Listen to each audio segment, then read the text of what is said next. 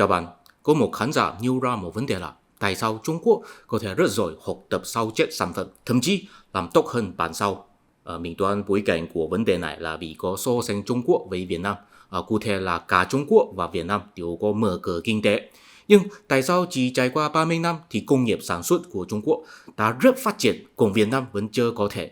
Bây giờ Việt Nam vẫn phải nhập khẩu rất nhiều linh kiện từ Trung Quốc. Thật ra đáp án rất đơn giản, tại vì Việt Nam không có một cái Hồng Kông, cũng không có một cái Đài Loan, cũng chưa có làm những nghề lao động nhập cơ tuyệt chủng.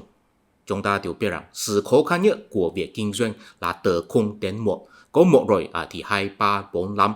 Điều rất đơn giản. Những người đầu tư của Hồng Kông và Đài Loan vào những năm 1990 chính là họ làm Trung Quốc từ 0 đến 1.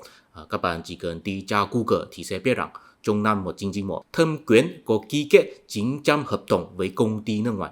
Trong đó, đa số là hợp tác với Hồng Kông và có khoảng 300 dự án công nghệ cao. Và ở Việt Nam, khu công nghệ cao thành phố Hồ Chí Minh thành lập vào năm 2002. Đến năm 2022 chỉ có ký kết 163 dự án với nước ngoài, ít hơn thành tích của Thâm Quyến vào 30 năm trước. Trong năm 1994, những doanh nhân Hồng Kông đã có đầu tư hơn 9 tỷ đô la Mỹ vào Quảng Đông và thành lập 25.000 doanh nghiệp, có tuyển dụng hơn 3 triệu người lao động. Còn doanh nhân Đài Loan chủ yếu là đầu tư vào Chiết Giang từ năm 2000. Đài Loan có xu hướng đầu tư ngành công nghệ cao ở Trung Quốc. Đến năm 2005 đã có đầu tư 90 tỷ đô la Mỹ. Thế những công nghệ và công ty của Hồng Kông và Đài Loan là từ đâu đến? Chúng là phát triển từ thế kỷ 19 sau khi nước Anh khai thác Hồng Kông và Thượng Hải. Sau khi Đảng Cộng sản Trung Quốc thống trị Trung Quốc rồi, có nhiều doanh nhân Thượng Hải tháo chạy đến Hồng Kông và Đài Loan. Theo thống kê của năm 2019, toàn Trung Quốc chỉ có Quảng Đông, Thượng Hải, Bắc Kinh, Giang Tô, Chiết Giang, Sơn Đông, Thiên Tân, Phúc Kiến, Liêu Ninh, 6 tỉnh 3 thành phố là tài chính thẳng dư. Tất cả địa phương khác đều là tài chính thâm hụt. Ít hay nhiều đều phải nhờ chính phủ Trung Ương lấy tiền từ chỗ khác để hỗ trợ. Trong đó, Quảng Đông, Chiết Giang và Giang Tô có cống hiến tài chính nhiều nhất cho chính phủ Trung Ương. Và sự phát triển của Quảng Đông là nhờ Hồng Kông, còn Chiết Giang và Giang Tô là nhờ Đài Loan. Nếu Việt Nam, không chỉ là Việt Nam, bất cứ quốc gia đang phát triển nào, nếu có một cái Hồng Kông và một cái Đài Loan, chỉ cần trải qua 20 năm thì ta có thể trở thành một quốc gia phát triển rồi. Trung Quốc quá lớn, cho nên phải trải qua 40 năm mới trở thành quốc gia phát triển. Thế tại sao những doanh nhân Hồng Kông và Đài Loan muốn đầu tư vào Trung Quốc? Tại vì giá cả nhân công của Trung Quốc rất ít và làm kinh doanh ở Trung Quốc không cần lo lắng không thuê được người, cũng không cần lo lắng biểu tình của công đoàn. Trung Quốc có thể làm người dân của họ hoàn toàn không muốn sinh sống trong nông thôn nữa, bất cứ cái giá cũng muốn di cư đến thành phố làm thuê, ngay cả họ sẽ đánh mất cơ hội tổ chức gia đình ở quê nhà. Trên thế giới này, quốc gia nào có thể giải phóng sức lao động nhiều nhất? Quốc gia nào có chăm sóc nhà tư bản nhiều nhất? Trung Quốc vĩ đại của ta. Mình tin rằng bất cứ quốc gia đang phát triển nào, nếu có thể giải phóng tất cả cư dân của họ ở nông thôn, họ cũng có thể tạo ra một phép màu kinh tế như Trung Quốc. Cái giá chỉ là dân số sẽ giảm mạnh như vết đá. Chúng ta có thể nhìn thấy sự thành công của Trung Quốc vào bây giờ là được xây dựng trên những đầu tư của Hồng Kông và Đài Loan và những hy sinh của lao động di cư. Trong đó không có bí quyết thành công đang học hỏi cho quốc gia khác, tại vì họ có thể đi đâu tìm được một cái Hồng Kông và một cái Đài Loan. Nhưng mà trong đó thực sự có một bài học quốc tế đáng học hỏi cho nhiều người. Tại vì bây giờ đã có nhiều người Hồng Kông và người Đài Loan hối hận vì họ có đầu tư vào Trung Quốc vào ngày xưa. Họ nghĩ rằng nếu khi bắt đầu họ không có đầu tư Trung Quốc thì Trung Quốc sẽ không phát triển nhanh thế, và bây giờ tạo ra vấn đề lớn cho Hồng Kông và Đài Loan. Có nhiều khán giả có thể lại bình luận rằng có một số người Trung Quốc thích gọi Việt Nam là con sói mắt trắng, đó có nghĩa là người không biết ơn. Bây giờ cũng có một số người Hồng Kông và người Đài Loan coi người Trung Quốc là con sói mắt trắng, nhưng họ sẽ không sử dụng cụm từ này, tại vì cụm từ này là bắt nguồn từ phương Bắc. Họ sẽ nói thu sử cầu phưng, nhào chinh công trắng, có nghĩa là thỏ con chết, chó săn bị mổ làm thịt, chim bay cao hết, công tốt vứt bỏ. Cụ thể là sau khi tận dụng người ta xong rồi thì sẽ thanh trừng người ta. Tuy nhiên, đối với nhiều người Trung Quốc, họ sẽ nghĩ rằng ngày xưa có nhiều người Hồng Kông và người Đài Loan đầu tư vào Trung Quốc, đó là cống hiến xứng đáng của người công hải ngoại dành cho tổ quốc. Bây giờ Trung Quốc có phát triển rồi, có lực lượng rồi thì sẽ thống nhất lại họ, làm họ có cuộc sống hoàn toàn giống với người Trung Quốc ở nội địa. Đó cũng là một báo đáp xứng đáng của tổ quốc dành cho người công hải ngoại. Nhưng mà hình như họ có phớt lờ một điều là ngày xưa những ngày công hải ngoại cống hiến tổ quốc là hy vọng rằng người dân ở nội địa sẽ có cuộc sống giống như họ ở hải ngoại, không phải là họ hy vọng rằng họ sẽ có cuộc sống giống như người Trung Quốc ở nội địa. Đó thật sự là một sự hiểu lầm đẹp đấy. Thật ra, sự hiểu lầm đẹp đấy như vậy không chỉ xuất hiện vào bây giờ, cũng không chỉ là xuất hiện trong cộng đồng người Hoa. Thật ra, người Nhật Bản vào ngày xưa cũng có phạm hiểu lầm tương tự. Trong video hôm nay, xin để mình trình bày những sự hiểu lầm đẹp đấy cho các bạn. Các bạn có biết chủ nghĩa Liên Á không? Năm 1905, Đông Trung Sơn thành lập một Trung Quốc Đồng minh hội ở Tokyo. Trước khi đó, tổ chức cách mạng của Đông Trung Sơn là Hưng Trung hội, thành viên của nó chỉ bao gồm người Quảng Đông. Còn Đồng minh hội là bao gồm tổ chức cách mạng khác, chủ yếu là Hoa Hưng hội ở Hồ Nam, Học xã Ái Quốc ở Chiết Giang. Và sở dĩ những tổ chức cách mạng có thể kết hợp nhau ở Tokyo chủ yếu là vì có một người Nhật Bản có tên là Ryohei Uchida sắp xếp. Ryohei Uchida là một thành viên của Hắc Long hội. Hắc Long hội là thành lập vào năm 1901. Tổ chức này chủ trương rằng người Đông Á nên đoàn kết nhau và đuổi ra thế lực phương Tây ở châu Á, cho nên họ cung cấp kinh phí và hỗ trợ thế lực cách mạng của Trung Quốc lật đổ chính quyền nhà Thanh. Tại vì họ thấy chính quyền nhà Thanh đại diện thế lực hù lậu của Trung Quốc, không muốn cải cách, ngăn cản sự phát triển của Trung Quốc, cho nên họ muốn hỗ trợ Đông Trung Sơn lật đổ chính quyền nhà Thanh trước, sau đó Đông Trung Sơn có thể cải cách Trung Quốc, làm Trung Quốc phát triển, sau đó hợp tác với Nhật Bản, cùng nhau đuổi ra thế lực phương Tây ở châu Á. Tư tưởng như vậy gọi là chủ nghĩa Liên Á, và cũng có một tư tưởng khác là trái ngược với nó, đó gọi là chủ nghĩa thoát Á. Người đại diện là Fukuzawa Yukichi, hình tượng của ông ấy được in trên tờ tiền Mỹ Nhìn Nhân. Theo bài văn của Fukuzawa Yukichi vào năm 1885, Nhật Bản có hai hàng xóm tồi tệ, Trung Quốc và Triều Tiên, khi đó Triều Tiên bao gồm Hàn Quốc. Hai quốc gia này rất hù lậu, không muốn cải thiện bản thân mình, thậm chí thiếu đạo đức, nhưng nhớ lễ trí được dạy trong nhà trường hoàn toàn chỉ là sự phô trương, theo câu nói nguyên bản của ông ấy. Vì vậy, người ta không nên do dự, thay vì chờ đợi sự ra ngộ của các nước láng giềng và cùng nhau chấn hưng châu Á, thì tốt hơn là nên thoát khỏi hàng ngũ của họ mà tiến và lùi cùng với các nước văn minh phương Tây. Nếu thân thiện với bản xấu thì sẽ bị ảnh hưởng xấu. Chúng ta phải từ chối những bản xấu ở châu Á và phương Đông từ từng tái lòng. Mấy bạn chú ý, các chủ nghĩa thoát Á và chủ nghĩa Liên Á đều có một nhận thức giống nhau, tức là Trung Quốc là một quốc gia hù lậu. Nhưng đối với chủ nghĩa Liên Á, đó chủ yếu là vấn đề của chính phủ nhà Thanh. Sau khi nhà Thanh sụp đổ rồi thì Trung Quốc sẽ được chấn hưng. Còn đối với chủ nghĩa thoát Á, đó không chỉ là vấn đề của nhà Thanh. Toàn người Trung Quốc đều vô đạo đức. Ngay cả nhà Thanh đã sụp đổ rồi, Trung Quốc cũng không được chấn hưng. Bây giờ chúng ta làm người đời sau có thể xét lại lịch sử, có thể thông minh như Khổng Minh sau khi sự kiện xảy ra, thì không thể không chấp nhận chủ nghĩa thoát Á là tốt hơn chủ nghĩa Liên Á. Mấy bạn chú ý, người đại diện của chủ nghĩa thoát Á Fukuzawa Yukichi, thật ra khi bắt đầu ông ấy cũng là một người theo chủ nghĩa Liên Á. Vào năm 1880 có một tổ chức có tên là Hưng Á Hội được thành lập ở Nhật Bản. Thành viên của nó đều là nhà chính trị quan trọng của Nhật Bản, thậm chí bao gồm Hoàng Tổ. Fukuzawa Yukichi chính là làm cố vấn của tổ chức này. Mục đích của Hưng Á Hội chính là đoàn kết Nhật Bản, nhà Thanh và Triều Tiên để phát triển quốc gia Đông Dương. Khi đó thành viên của nó có nhiều lần đi tới Trung Quốc và cảm mã với Lý Hồng Trân. Địa vị của Lý Hồng Trân vào khi đó giống như thủ tướng của Trung Quốc. Đa số nhà chính trị nước ngoài đều quen với Lý Hồng Trân nhưng không quen với Hoàng đế nhà Thanh. Hưng Á Hội muốn thuyết phục Lý Hồng Trân học theo Nhật Bản cải cách Trung Quốc, làm Trung Quốc trở thành một quốc gia mạnh mẽ và cùng với Nhật Bản đuổi ra thế lực của phương Tây.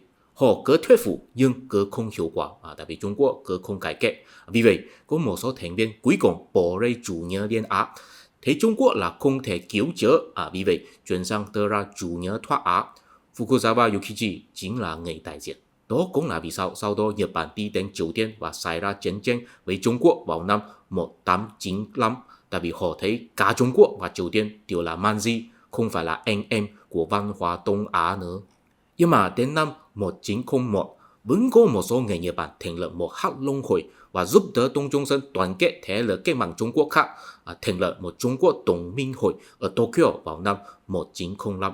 Và sau đó, mỗi lần tổ chức này phát động khởi nghĩa ở Trung Quốc, những người Nhật Bản đều có cung cấp kinh phí và vũ khí. Tại sao kỳ vậy?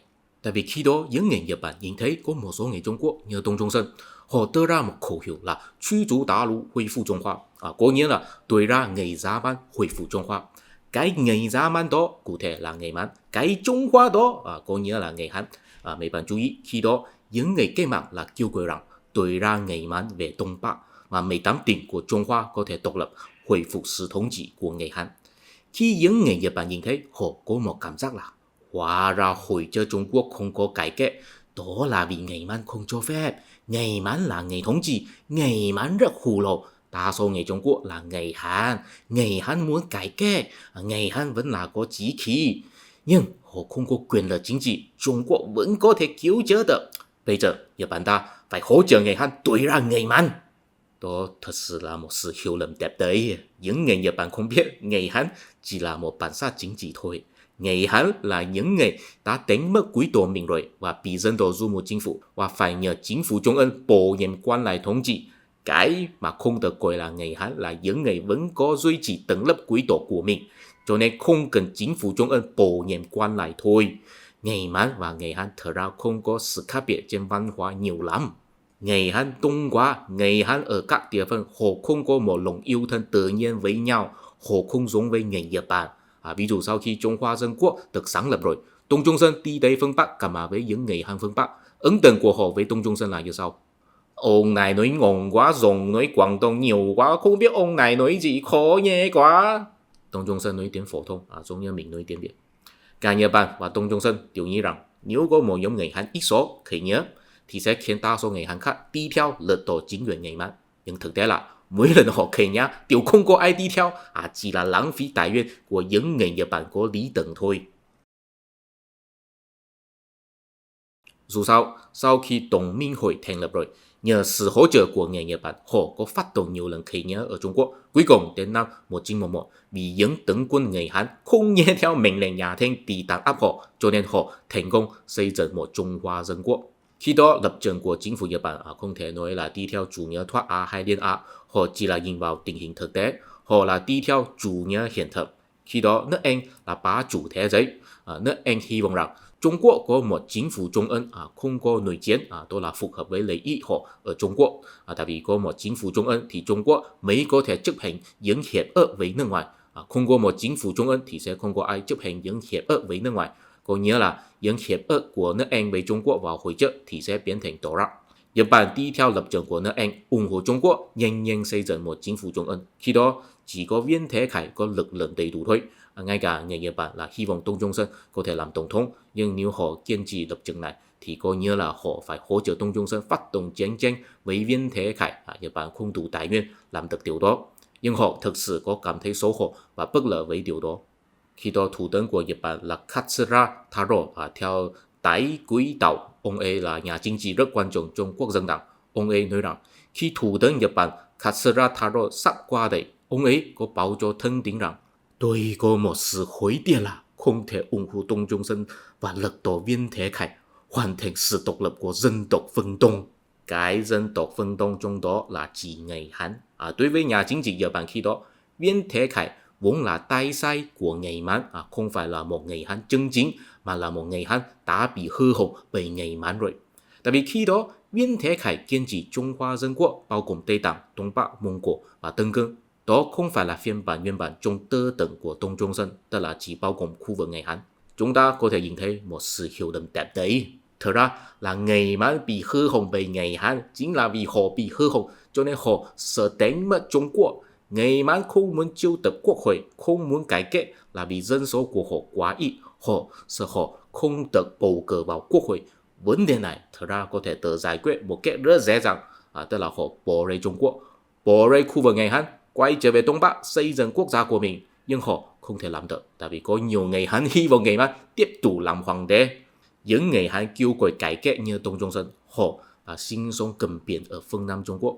Họ vốn là Man Di vừa mới bị Hán hóa, cho nên vẫn còn gìn giữ một phần sức sống.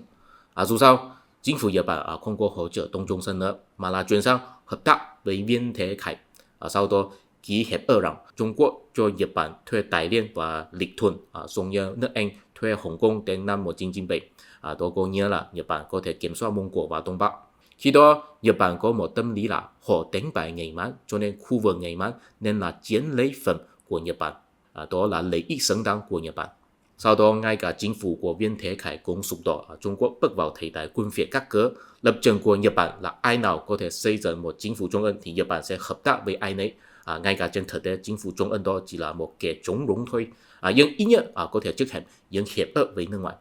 Chính là vì vậy, Đông Trung Sơn đánh mất hỗ trợ của Nhật Bản, cho nên chuyển sang hợp tác với Liên Xô. Sau đó Tần Giấy Thể muốn thống nhất Trung Quốc, vì vậy xảy ra mâu thuẫn với Nhật Bản, cuối cùng tạo nên chiến tranh. Thưa quý vị, những người Nhật Bản ủng hộ mở rộng chiến tranh với Trung Quốc, thậm chí biến thành chủ nghĩa quân quốc trong hồi sau. Họ không phải là những người đi theo chủ nghĩa thoát Á, họ chính là đi theo chủ nghĩa Liên Á. Tại vì họ thấy Tần Giấy Thể đã phản bội ý tưởng của Đông Trung Sơn rồi.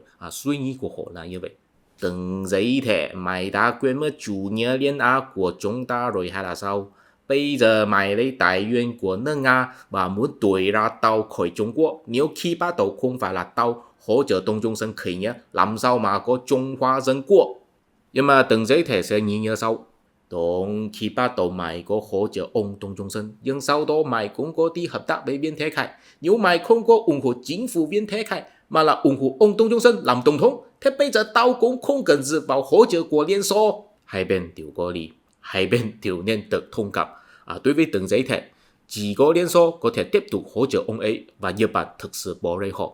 Còn đối với Nhật Bản, họ không đủ tài nguyên để tiếp tục hỗ trợ Đông Trung Sơn, và nếu họ không ủng hộ Viên Thế Khải thì đó sẽ phá hoại quan hệ họ với nước Anh. Kết quả là Nhật Bản thấy Tần Giấy Thể là kẻ phản bội, họ thấy họ có trách nhiệm chinh phục toàn Trung Quốc, làm vậy mới có thể đuổi ra thế lực phương Tây. Tại vì đối với họ, Liên Xô cũng là người phương Tây, miễn là người da trắng đều là người phương Tây. Nhưng mà hai bên cũng có sai. Sự kích thích của mâu thuẫn giữa Nhật Bản và Tần Giấy Thể là bắt đầu từ sự kiện Tế Năm vào năm 1928. Tế Năm là ở Sơn Đông. Khi đó có nhiều người Nhật Bản sinh sống ở đây. Tần Giấy Thể muốn tiêu diệt các thế lực quân Việt. Vì vậy, muốn đóng quân ở đây, Nhật Bản không có niềm tin vào Tần Giấy Thể, cho nên cũng muốn đưa quân đến Sơn Đông để bảo hộ người Nhật Bản ở đây. Sau đó có người Nhật Bản bị sát hại ở đây và hai bên xảy ra trận đánh. Kết quả là hai bên cũng đạt được thỏa thuận. Nhật Bản rút quân, Tần Giấy Thể tiếp tục thống nhất Trung Quốc. Đối với Nhật Bản, họ chỉ là không chắc năng lực của Tần Giấy Thể là như thế nào thôi. Nếu quân đội của Tần Giấy Thể thiếu năng lực hay là thiếu kỷ luật, có lẽ là khi họ giao chiến với quân Việt, họ không có năng lực bảo hộ người dân thì người Nhật Bản ở đây sẽ bị điên đuổi. Nhưng mà đối với Tần Giấy Thể, Nhật Bản đưa quân đến Sơn Đông, điều đó đã có thể chứng minh rồi Nhật Bản muốn ngăn cản cuộc thống nhất vĩ đại của Trung Quốc.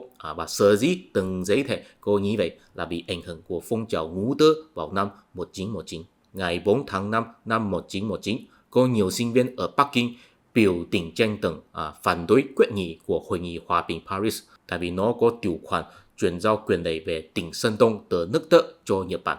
Khi đó những học sinh nghĩ rằng Trung Quốc cũng có tham gia chiến tranh thế giới thứ nhất, cũng là quốc gia chiến thắng, nước Đức là quốc gia chiến thua.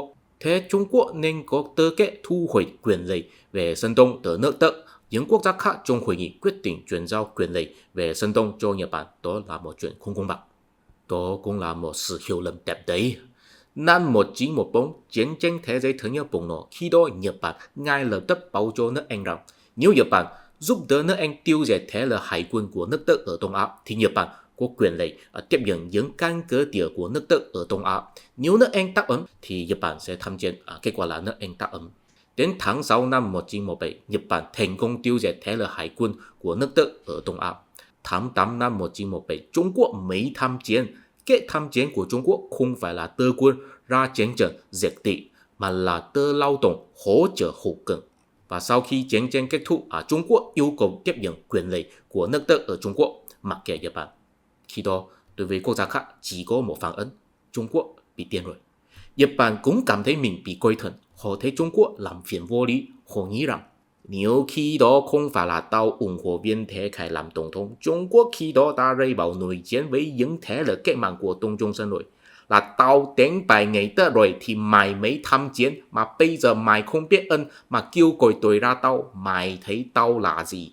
Những người sinh viên Trung Quốc biểu tình tranh tầng, họ nghĩ rằng Trung Quốc là giống như một binh lính đánh bại người địch, nhưng trên thực tế Trung Quốc chỉ là người làm thuê của những cường quốc thôi. Dù sao đến năm 1922, nhờ sự sắp xếp của nước Mỹ, Nhật Bản đồng ý rút quân từ Sơn Đông. Trung Quốc chấp nhận Nhật Bản kế thừa quyền lực của nước Đức về Sơn Đông. Từ khi đó, người dân Trung Quốc có một ấn tượng rằng Nhật Bản bắt nạt Trung Quốc, còn người dân Nhật Bản có một ấn tượng rằng Trung Quốc không biết ơn và luôn luôn yêu cầu vô lý. Khi Nhật Bản bắt đầu hỗ trợ Đông Trung Sơn vào năm 1905, Nhật Bản luôn luôn có một tâm lý là Nhật Bản là anh trai, người Hán là em trai.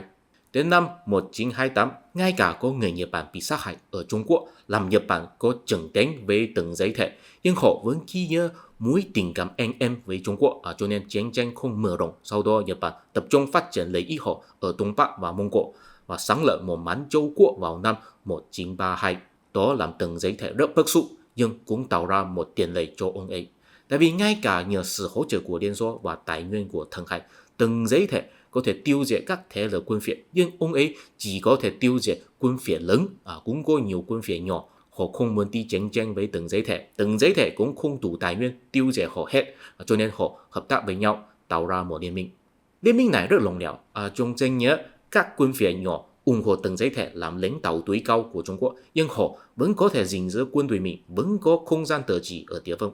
Và sau khi Nhật Bản sáng lập một Mãn Châu Quốc rồi, từng giới thể có từng dùng điều đó để kêu gọi rằng các bạn có thấy chưa? Nhật Bản thâu tóm người Mãn sáng lập một Mãn Châu Quốc. Đó ta có thể chứng minh rồi. Nhật Bản muốn ngăn cản cuộc thống nhất vĩ đại của Trung Hoa Dân Quốc. Bây giờ chúng ta phải đoàn kết, có đoàn kết mới có thể đuổi ra Nhật Bản. Cái đoàn kết đó cụ thể là yêu cầu những quân phiệt nhỏ chuyển giao tài nguyên của mình cho từng giới thể. Cùng đối với Nhật Bản cũng có cảm thấy bức xúc, họ nghĩ rằng từng giới thể mãi tự xưng mình là kế thừa ý chí của Đông Trung Sơn. Ý chí của Đông Trung Sơn là đuổi ra người Mãn và xây dựng một quốc gia người Hán. Bây giờ mày đã hoàn thành nguyện vọng của Đông Trung Sơn rồi, mày cũng muốn gì nữa? Là tao đánh bại người Mãn, tao ủng hộ người Mãn thành lập một Mãn Châu Quốc ở Đông Bắc. Đó là khu vực người Mãn, không phải là khu vực người Hán. Đó là chiến lợi phẩm của tao. Một sự hiểu lầm đẹp đấy nữa. Người Nhật Bản quên mất một điều là khi họ bỏ rơi Đông Trung Sơn vào năm 1912, Đông Trung Sơn đã phát biểu một tuyên ngôn cho rằng ông ấy ủng hộ Trung Hoa Dân Quốc bao gồm Tây Tạng, Đông Bắc, Tân Cương và Mông Cổ. Tại vì khi đó ông ấy đang cạnh tranh với Viên Thế Khải. Nếu ông ấy nói Trung Hoa Dân Quốc chỉ bao gồm 18 tỉnh của khu vực người Hán thì đa số người dân sẽ không ủng hộ ông ấy làm tổng thống. Điều đó đã có thể chứng minh rồi, người Hán chỉ là một cái nhãn thôi, không có tình cảm tự nhiên của một dân tộc. Nếu có thì người Hán sẽ không muốn Trung Hoa Dân Quốc bao gồm Tây Tạng, Đông Bắc, Tân Cương và Mông Cổ. Tại vì họ sẽ không muốn xây dựng quốc gia cùng với dân tộc khác. Chính là vì họ không có tình cảm tự nhiên, không phải là một dân tộc chân chính. Cho nên đối với họ, quốc gia càng lớn càng tốt. Họ không có một biên giới dân tộc rõ ràng trong tình cảm. Cả Đông Trung Sơn và Nhật Bản đều chỉ có hiểu lơ mơ về cái mà gọi là người Hán. Dù sao, đối với từng giới thể, Trung Hoa Dân Quốc nên bao gồm tất cả lãnh thổ của nhà Thanh. Cho nên, ông ấy thấy Nhật Bản muốn phân liệt Trung Quốc, cùng Nhật Bản thấy từng giới thể là kẻ không biết ơn. Vì vậy, mâu thuẫn giữa hai bên càng ngày càng khốc liệt, cuối cùng xảy ra chiến tranh. Quay trở về bây giờ, chúng ta có thể rút ra bài học gì? Theo mình, Nhật Bản nên không bao giờ đi hỗ trợ Đông Trung Sơn, hay là nếu hỗ trợ rồi thì nên cứ chấp hành ý tưởng mình một cách nhất quán. Khi Trung Hoa Dân Quốc được xây dựng, Nhật Bản nên kiên trì rằng Trung Hoa Dân Quốc chỉ bao gồm khu vực người Hán. Người Hán là em trai của Nhật Bản. Nhật Bản sẽ không ngăn cản sự phát triển của người Hán. Nhưng ngoài khu vực người Hán ra, chúng đều có thể là chiến lợi phẩm của Nhật Bản. Nếu Viên Thế Khải không đáp ứng thì có thể trực tiếp đi chiến tranh với Nhật Bản. Nếu khi đó Nhật Bản cứ kiên trì như vậy, mình tin rằng Viên Thế Khải chắc chắn sẽ đồng ý, tại vì ông ấy không có thế lực đầy đủ. Từ khi Nhật Bản chấp nhận Trung Hoa Dân Quốc bao gồm những khu vực không phải của người Hán, Nhật Bản đã mất đi danh nghĩa mà có thể ngăn cản sự việc thống nhất của từng giới thể trong tương lai rồi. Nhưng mà tốt hơn là Nhật Bản nên kiên trì chủ nghĩa thoát ác của Fukuzawa Yukichi. Mấy bạn chú ý, hình tượng của ông ấy được in trên tờ tiền mấy trăm yen, đó là bắt đầu từ năm 1934. Có nghĩa là đến năm 1934, người Nhật Bản mới thực sự coi trọng ý tưởng của Fukuzawa Yukichi. Nhưng mà chủ nghĩa thoát ác của Fukuzawa Yukichi là được nêu ra vào năm 1885, đã muộn hơn 100 năm rồi. Người Nhật Bản nên kiên trì chủ nghĩa thoát ác. Họ nên có một nhận thức thực tế hơn, đó là người Trung Quốc thực sự không thể cứu chữa, dù là người Mãn hay người Hán. Như vậy thì sẽ không có người Nhật Bản hỗ trợ Đông Trung Sơn. Trung Hoa Dân Quốc sẽ không được sáng lập. Nếu nhà Thanh vẫn tồn tại, thì Nhật Bản có thể chăm sóc lấy ý mình ở Đông Bắc một cách dễ dàng hơn. Nhật Bản có hiểu lầm, Từng Giấy Thể cũng có. Ông ấy rất tự tin mình có thể là đầy đủ thống nhất Trung Quốc, nhưng thật ra sau khi ông ấy tới ra Nhật Bản rồi, ông ấy chỉ sẽ bị Đảng Cộng sản Trung Quốc đuổi ra. Ông ấy quên mất bản thân ông ấy cũng là vì nhờ sự hỗ trợ của Liên Xô mới có thể thống nhất Trung Quốc. Sau khi không có Nhật Bản rồi, Liên Xô có thể trực tiếp đuổi ra ông ấy rồi. Và vào bây giờ, những người kinh doanh Hồng Kông và Đài Loan có đầu tư vào Trung Quốc rất nhiều, họ cũng phạm hiểu lầm của Nhật Bản vào ngày xưa. Vào ngày xưa, Nhật Bản nghĩ rằng Trung Hoa là bằng với người Hán, cho nên hỗ trợ Đông Trung Sơn đuổi ra người Hán, kết quả là Trung Hoa bao gồm toàn khu vực Nhà Thanh. Vào bây giờ, những người Hồng Kông và Đài Loan nghĩ rằng Trung Quốc muốn thay đổi mình và học theo người Hoa hải ngoại, kết quả là Trung Quốc muốn thay đổi người Hoa hải ngoại thành giống như họ. Còn Tập Cận Bình cũng có phạm hiểu lầm như Từng Giấy Thể.